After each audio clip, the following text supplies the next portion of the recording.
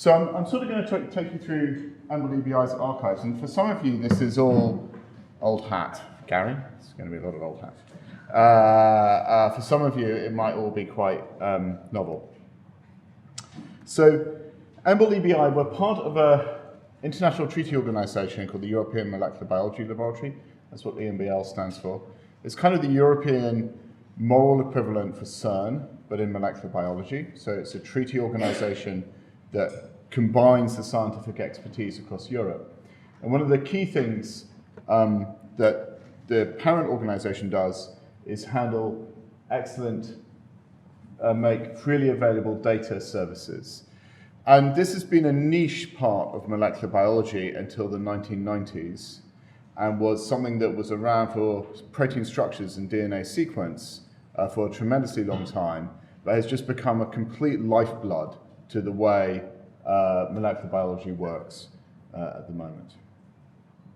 And so a substantial amount of EBI, we're about 570 people, about 70% of the people work in this area, that is providing life science researchers with the biological data, information and knowledge. And how we do this is that we operate a global archive.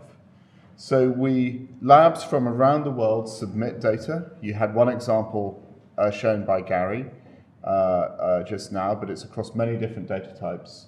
We store it. We actually very often verify that it reaches community standards before we store it, and we have a little chat with the submitter. We then classify it, and then we share it, often internationally. So usually, crudely, there is something going on in America. Sometimes there's also something going on in Asia. For every data type, there's a different configuration of partners. And in fact, we're the biggest single place where all the molecular biology data types are handled in one place worldwide. The other key component of this, and I think this sometimes gets lost, is that most people don't consume the archived data directly. Some people do. Some people want to go back to the original experiment, but most people want to see it transformed and made useful in some way.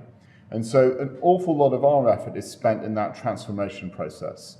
And again, there we do that very much with the community. So we work with communities that are transforming data sets to make it more useful. Now, the most iconic one of those is the human genome. So when people developed and created the human genome, they submitted raw data files representing chunks of DNA sequence across the human genome.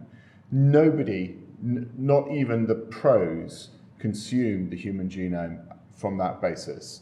Everybody uses the transformed data set, which gets created, and these are called genome browsers. Ensemble would be one, UCSC would be one, NCBI would be the third. And so there's this difference between archived data and used data, which is this transformation process that goes on. And of course, researchers use that transformed data to design new experiments, and the cycle continues again. If you come from a different scientific community, you may be surprised how global this is and how well adhered to it is. So in molecular biology, in structural biology, you really can't publish a paper without depositing your coordinates in PDB.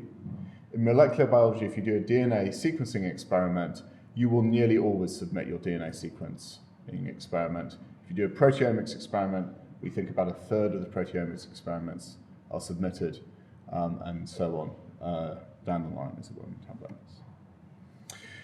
Now, biology is very rich, and an iconic one is the human genome, but DNA is just the start. DNA makes proteins, it makes RNA, RNA makes proteins, proteins fold up into three-dimensional structures, they manipulate small molecules, and then they come together in pathways and all sorts of things. So we have a huge plethora of different services that serve all of these different layers of molecular biology. Each one of them has its own little data format, standards, community. Each one of them has got a different set of added value resources that are built on top of it. There's quite an active dynamic around each one of those cases. And I just wanted to go through here some of the resources that came up. There is Gary's one, he just talked about the European Variation Archive here. This is a timeline of different resources that have arrived over the last 10 years at the EBI, not all of these are data archiving resources. About half of them are in this transformation process where you transform data and you make it more useful to the outside. But metabolites, I'll highlight there in 2012, which was to archive metabolomics experiments, small molecule experiments in this. We don't only sort of accrete databases, we also kill them. These are databases that we have killed. Occasionally, there is a type of data that really science no longer needs. Back in the 1990s, people got obsessed about radiation hybrid mapping. If you're from that era, you will remember it with some fear and distaste about the whole process.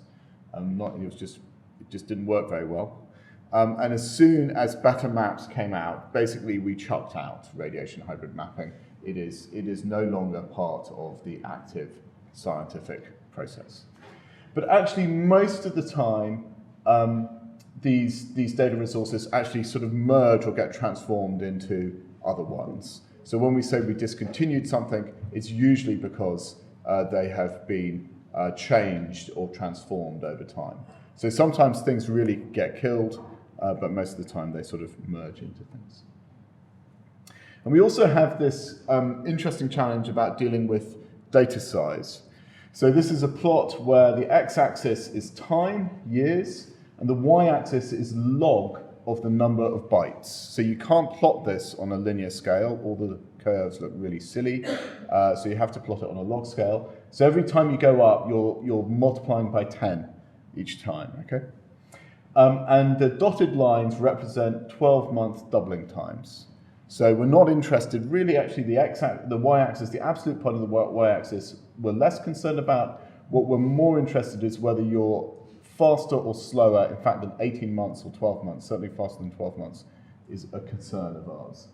So you can see here the DNA data, which is in red, had an incredibly fast doubling time till about 2010, hence now behaving itself relatively well, and that's partly due to the engineering that goes on at the EBI to keep that under control. Microarrays don't worry us anymore, basically. Proteomics is something to watch out for. And metabolomics, I think that we're seeing that, so this is really from very, very low numbers. So I think this will flatten out, and you're seeing the first big data sets come through. We watch this graph quite carefully. So when the doubling time of data is slower than 18 months, it means you're financially stable, because disks halve in price about every 18 months. So when data doubles slower than 18 months, you have to worry about the organization, but you don't have to worry about the volume. When things double faster than 18 months, you have to really worry. Otherwise, you have an exponential amount of money that will eventually go behind the database. I don't know if people get scared or not. I don't get scared anymore. These are what I would describe as just simply engineering challenges. These are the engineering challenges that we have to face to make these archives sustainable. We also serve an awful lot of data. We're actually one of the largest outgoing sites in the UK for data out onto the internet. So if you were just counting bytes leaving the UK, quite a few of them came from us. And I'll skip through all of those. So Ian talked also about opportunities, and I've interpreted that about what I think the future is going to be around in these archiving worlds. So one thing that is really radically changing is the use of image data. And I'll highlight that in one place which really impacts us, but it will also go beyond this.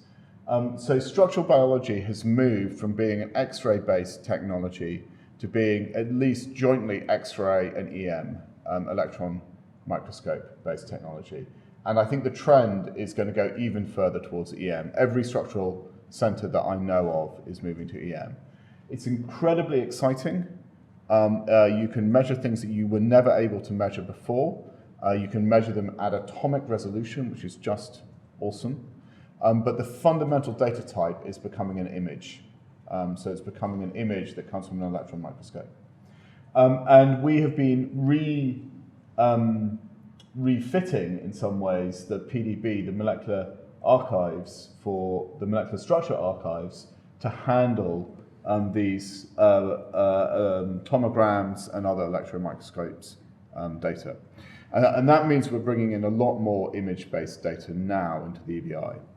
It's also very clear that there's a kind of stack of imaging technologies that go up through super resolution, light sheet microscopy, and then you go into the organism level things of MRI scans, CT scans, and all of these things. And each one of those, really, there's a reference set of data that we think is worth storing. And we're making an argument with the European project called Eurobioimaging that the community should have reference data archived for images. And I need to stress reference, because otherwise everybody with a microscope would sort of use us as a disk drive, and that is not going to be a sustainable future. And the other thing, and people have seen this around and commented on this already, is that the biomolecular data is becoming more and more, it's continuing to become cheaper and continuing to become more portable and versatile.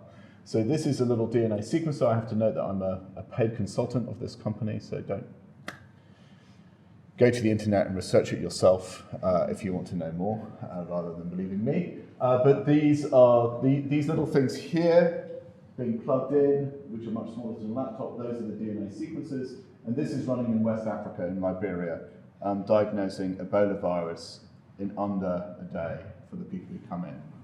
Now, the exciting thing about that is not just that it's doing something really important, like trying to track Ebola virus, but that you can take your sequencing device anywhere on the planet and use it as a sensing device for any sort of ecosystem. There's lots of people, for example, in sewage companies. Sewage is quite interesting.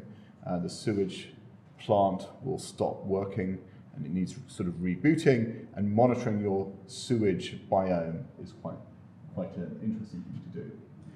The consequence of this is that data types that previously were just the domain of research are stopping to being just the domain of research. They're really becoming just a pervasive data type used in commercial companies for all sorts of different things. And so we're going to have to make more nuanced decisions about what and why we archive for scientific reasons than previously. And then the final big opportunity or challenge is this interface with the medical system. So medicine is very interesting. It is a massive part of all of our economies. But it is there's this huge opportunity of using molecular measurement in medicine. That starts with the genome. A lot of people are focused on medical genomes, but it's also about metabolomics, transcriptomics, proteomics, mainly on blood. But research and medicine are very, very different. And in particular here, research has a view of open data. Certainly in molecular biology, pretty much everybody sticks to an open data mindset. That's not true for all of research, but in molecular biology that is true. But there's no way that your healthcare records will sometimes be thrown around the world for researchers to use. However, it is very clear that this healthcare record data will be useful for research if it was made accessible in an appropriate way. And that secondary use of healthcare data, we believe, is going to be a big part of the next 10 years. But it also means that what we mean by a research archive is going to have to change.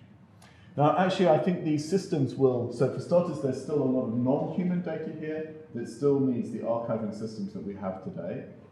So these archiving systems don't change. And this will be a very interesting, not transition, but joint economy of both research data and healthcare data with a secondary use for research. But quite what a data publication in 10 years' time will mean will be quite interesting, because if you might use, for example, quite possibly all of Denmark and do studies on this amazing model organism called humans who walk into these amazing phenotyping centers called hospitals, the thing you won't be able to do is deposit that 5.2 million data set point that you used somewhere. It is the Danish healthcare system, and the Danes will be rightfully keeping it at the row level to themselves. I'll skip that slide and that one. Yeah. So one of the final things to say is how on earth, so EMBL's EBI's goal of providing a good home for all relevant data, it's great to write down. I said in a moment, it's great to write down. I said a moment ago, it shouldn't worry anybody about the cost of these things, because compared to the data cost and the research cost around it, it's a small proportion, though that argument has to be won or made and won many, many times. But actually, we really don't believe we can scale to cover all reference data sets across the next 10 years in molecular biology. And the previous director of EBI, Janet Thornton, who I worked, Rolf and I, who the current directors work very closely with, we realized this 10 years ago. It's not a technical challenge. The technical challenge is really about matching those doubling times. And that's an engineering challenge. Either you can do it or you can't do it. If you can't do it, you have to change until you can do it. And that technical challenge is sort of independent of this. But it's the science and depth of expertise which is really, really hard to scale. I do this by, my example is cod genomics. So cod is a very important fish. We are fishing it to death. We like eating it. It lives in the Atlantic.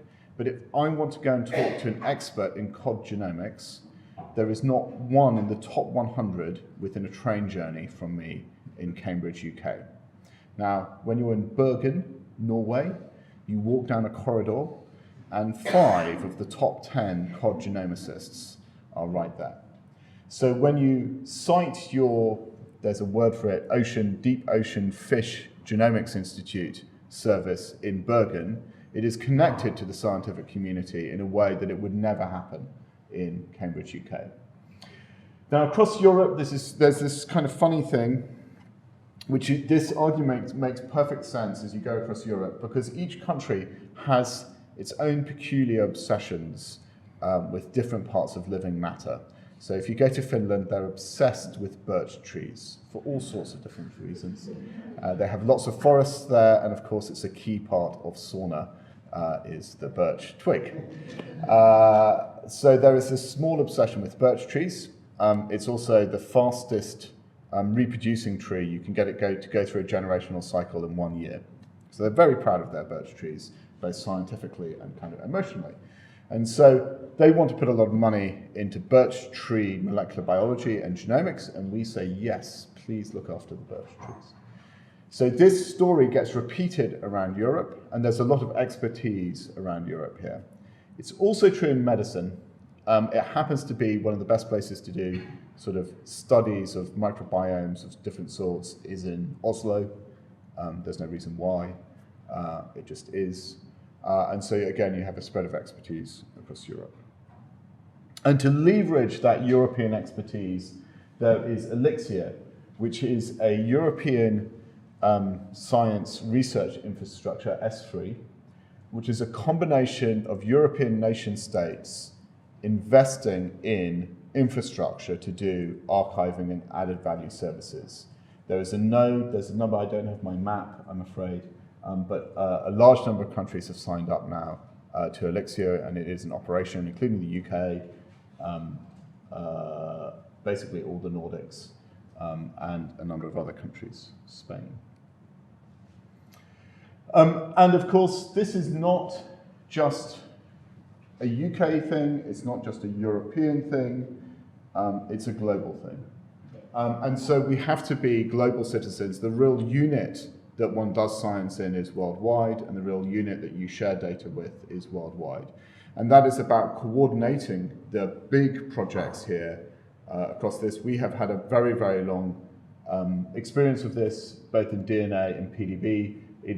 We, the institution, have coordinated data long beyond the individual careers of the people involved in that institution, myself included.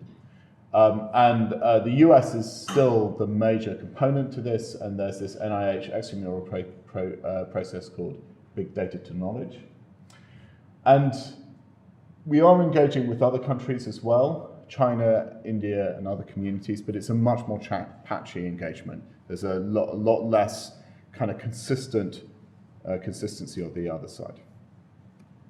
So thank you very much for listening, and I didn't manage to save my thing before I put my thank you slide in of all the people at the EBR, so apologies.